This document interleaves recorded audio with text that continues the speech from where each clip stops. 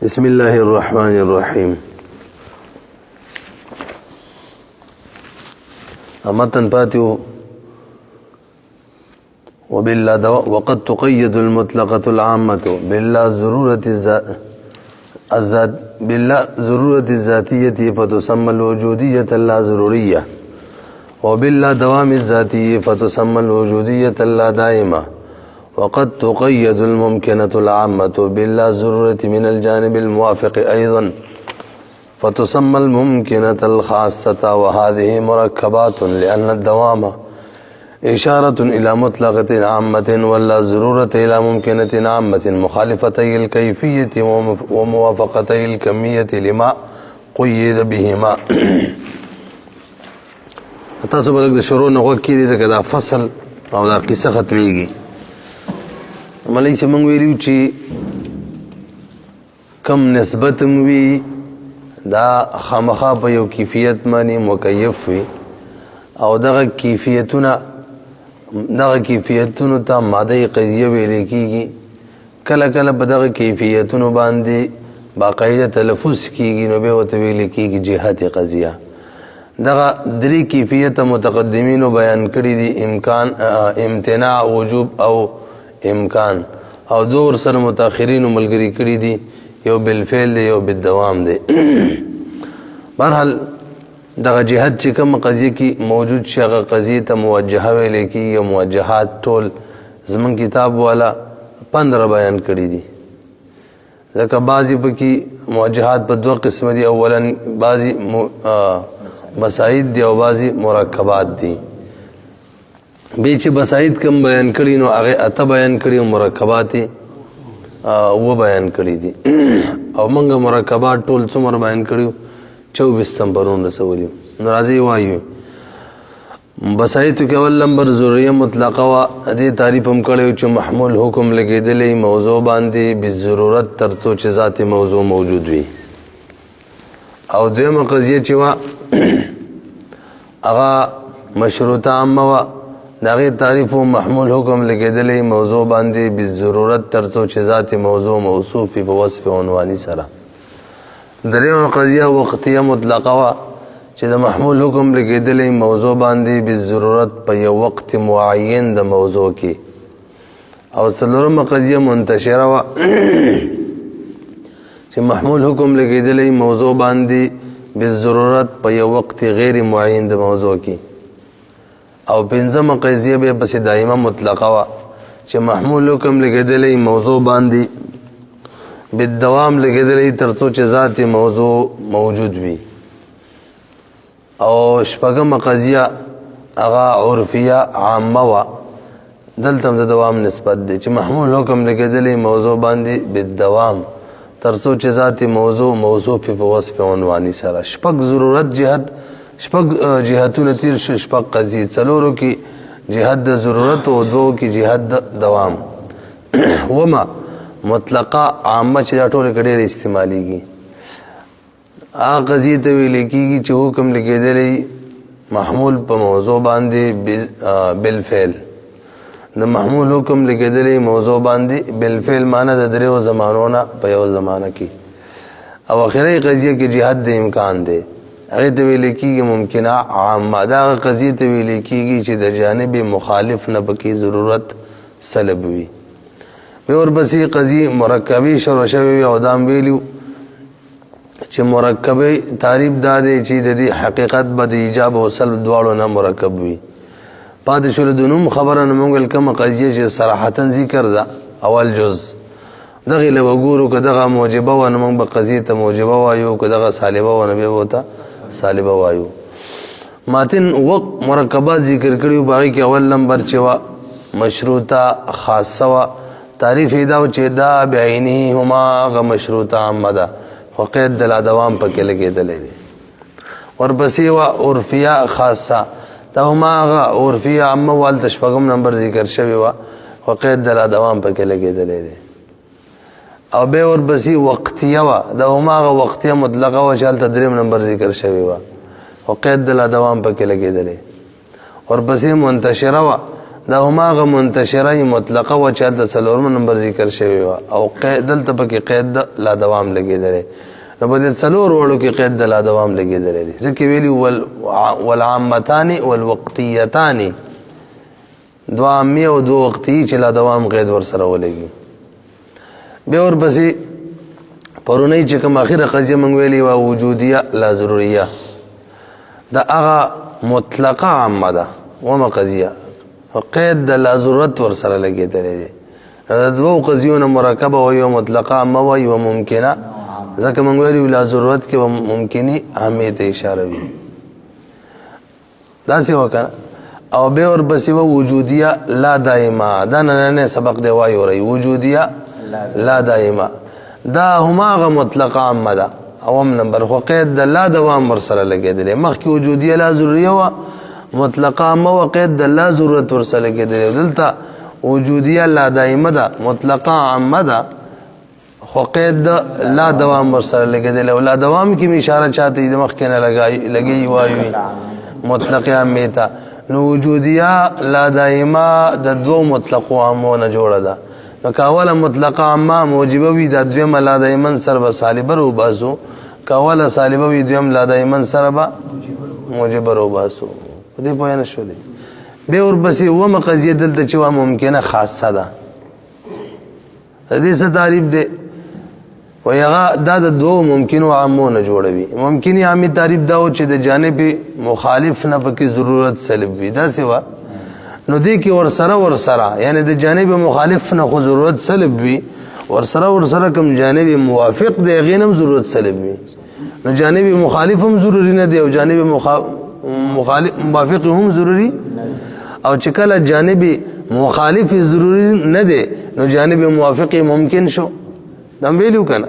او چې کله جانب موافق هم ضروري نه دی نو جانب مخالف ممکن شو نو دوه ممکني عامې ترالی یو به د خیال سره بیان دی پوه شولې به دې مرکباتو کې موږ 24 جوړې کړې وي هغه دا چې و مرکبات دي ناوله پکې مشروطه خاصه وا ندې سره څلور وړه قیدونه لګي لا دوام لا ضرورت لا دوام ذاتی لا ضرورت ذاتی لا دوام وصفی لا ضرورت وصفی ورپسې عرفیه خاصه وا بدلته من قید د لا دوام ذاتی لګولې درې ور سره نورم لګي لا دوام وصفی او لا ضرورت ذاتی او لا ضرورت وصفی خو هم پکې ویلیو صحیح کمی دی او غیر صحیح کمی دی معتبری کمی دی غیر معتبری کمی دی بهرحال آتش ولې ورپسې وقتیه وا دلته من قید د لا دوام لګولې او درې ور سره نورم لګي لا دوام ذاتی قیدم لګولې او لا دوام وصفیم لګي او لا ضرورت ذاتیم لګي او لا ضرورت وصفیم لګي دولس بشي ورپسې منتشره وا داسې وکړه نو منتشره کې من قید د لا دوام ذاتی لګولې لا دوام وصفیم پکې لګي لا ضرورت ذاتیم لګي لا ضرورت وصفیم لګي څو بشي شپاړس شولې او به ورپسې وجودیه لا دائمه وا دلته لا دوام ذاتی لګېدلی به ورپسې وجودیه لا ضروریه وا لا ضرورت ذاتی لګېدلی او به نن چې کوم وایي وجودیه لا دائمه دلته څوک لګي لا دوام ذاتی نو مخکې وجودیه لا ضروریه کې لا ضرورت ذاتی لګېدلی او لا وجودیه لا دائمه کې لا دوام ذاتی ولګېدلو نو دوه پاتې شو لا ضرورت وصفي او لا دوام وصفي نو دوه او دور سنور ملګری شولې څلور دا شولې شپاړس او څلور څو شولې شل شولې او ممکنه عامه کې من قید د لا ضرورت لګولې ده قید لا ضرورت ذاتی لا ضرورت وصفیم لګي او لا دوام ذاتیم لګي او لا دوام وصفیم لګي نو ټول بڅو شي 24 بشي خیال مو کنه بهرحال زمن نن کم سبق دی نو غدا شول وجودیه لا دائمه ده هماغه مطلقه عامه قید د لا دوام ورسره لګېدلې دی نو د دوو قضیو نه جوړه شوله دواړه مطلقي عامي دي متن کې وګورئ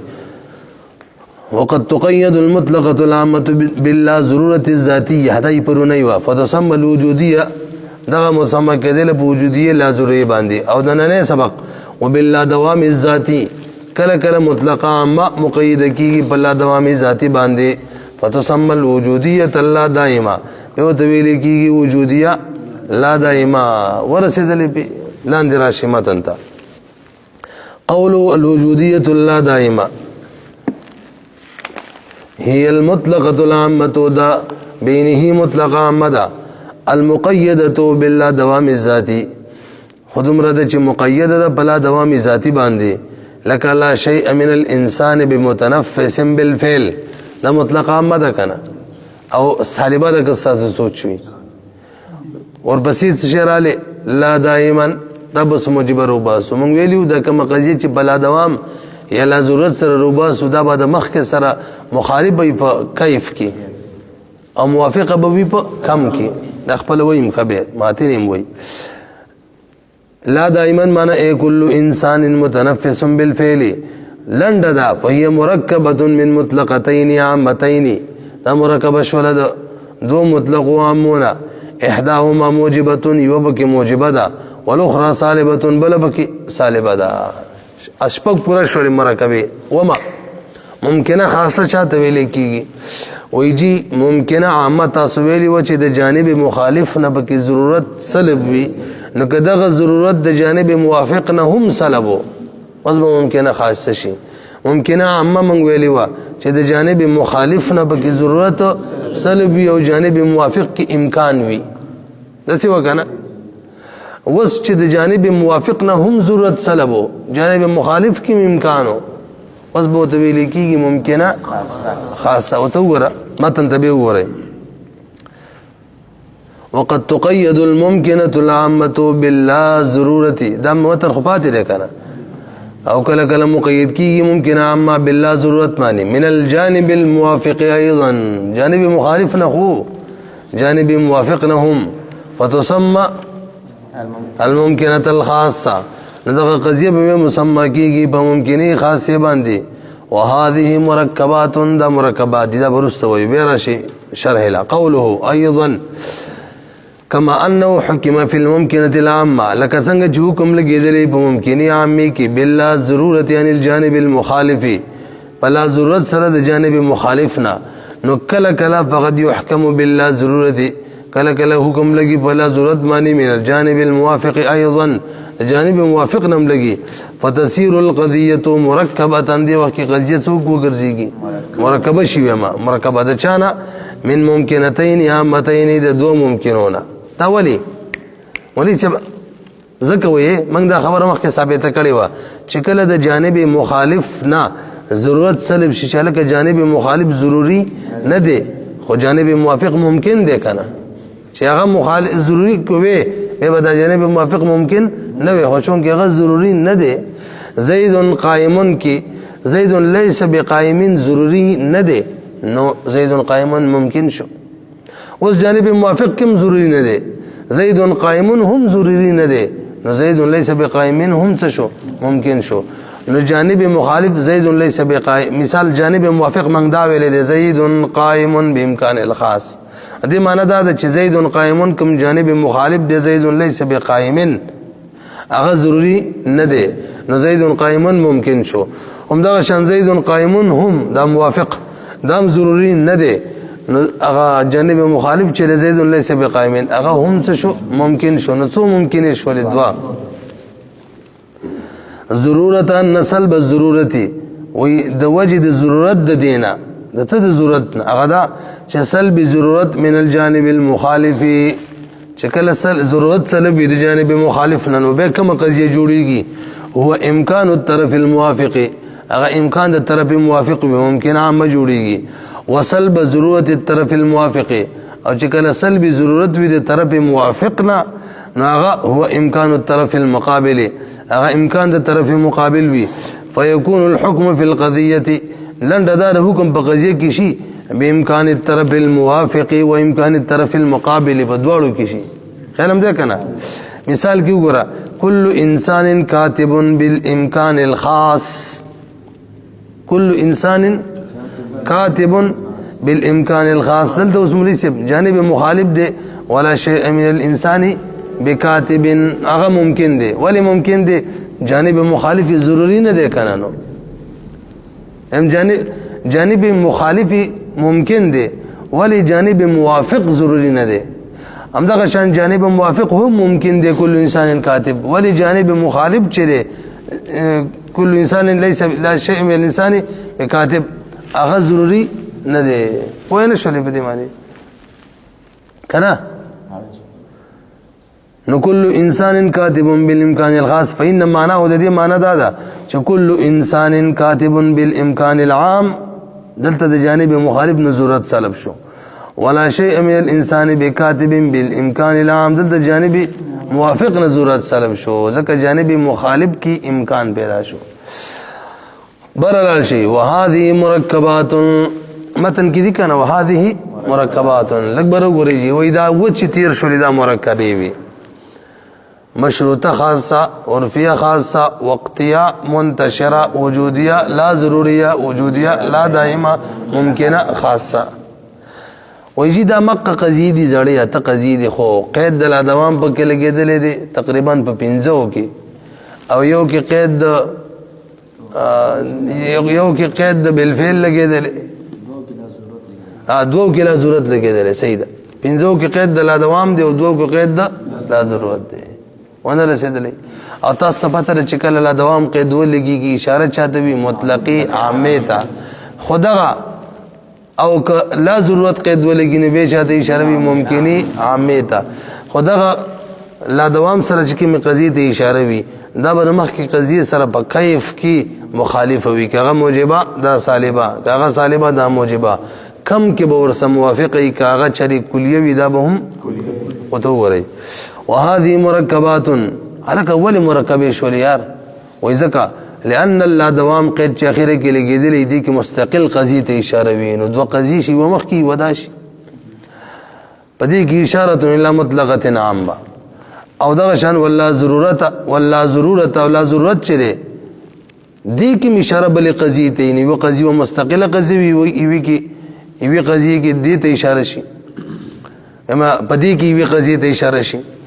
نه دي کې چاته اشاره وی لا ممکنه عامه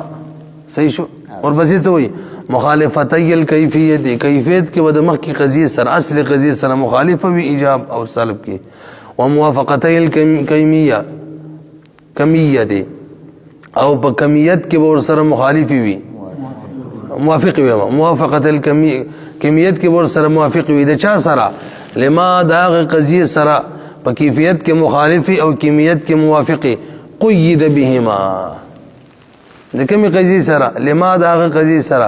قید کوم قضیه چې مقید شوی ده بهما په دغه لا دوام او یا لا ضرورت سره کوم قضیه چې بلا دوام سره مقید شي یا بلا ضرورت سره مقید شي نو بدی وخت کې بلا ضرورت او لا دوام کې کوم قضیه ته اشاره وي دا بعد د اصل قضیه سره مقید سره مخالف وي کیفیت کې او موافق وي کیمیت او تو ګورئ.